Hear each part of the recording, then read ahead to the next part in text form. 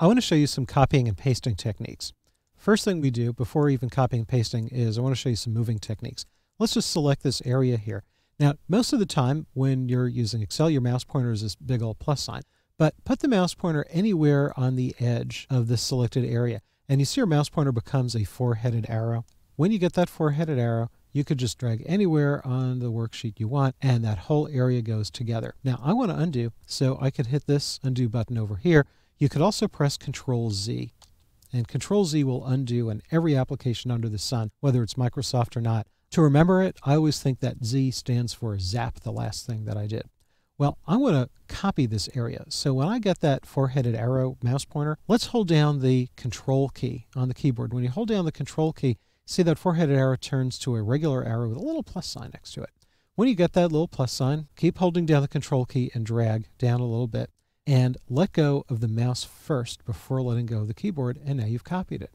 And we could do that again for practice. Select an area here, get a four-headed mouse pointer, hold down the Control key and drag to the right, and always remember to let go of the mouse first and let go of the key second.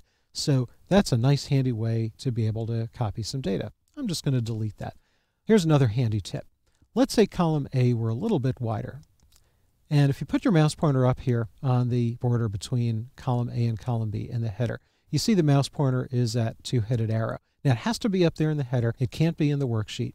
And when you get that two-headed arrow, just drag to the right a little bit, just so column A is a little wider. Well, here's why we're doing that. Let's select this and just copy to the clipboard. I'll press Control-C, and let's come over here. Now, if you simply do a regular old paste, just press Control-V, it pastes in, but you notice that the first column here, column J, is narrow. It's the same width as all these others. It's not wide like it is in the original. And again, just Control-Z or hit the undo key. Just click back there. Up here in the Home tab, you have your Paste button, and if you click it, there's a whole bunch of options here. The first one is just the regular paste, just like we did before. You notice that when I move my mouse away, the thing disappears. This is just a preview. We actually haven't done it yet. And this is new to this version, by the way. Now, if I go down here, now you see that column J is as wide as column A. So the destination columns are the same width. And you can see that's a little pop-up help there. Here's another option that's really great. If you choose this one here, that's transpose. And now you see what had been the rows are now the columns, what had been the columns are now the rows, just by a simple click. Now let's take a look down here. This is paste link. And you might be wondering, what the heck are all those zeros doing? Well, this is taking the values from the cells in the original and linking to those cells where you're pasting. Now, an empty cell has a value of 0. That's why you're getting all those zeros. This one here will paste as a picture. You might wonder, well, what's that all about? Well, click that, and now you see this is a picture, and you have your selection handles.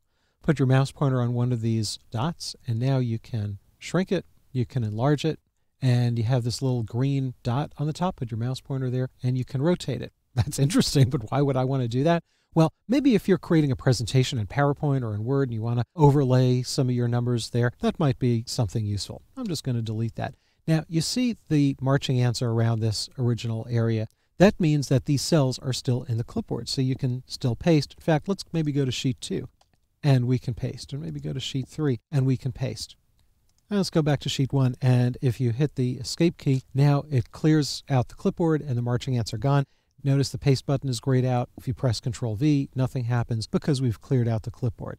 So those are some really great handy features of using the clipboard, and hopefully that'll save you a little bit of time later on.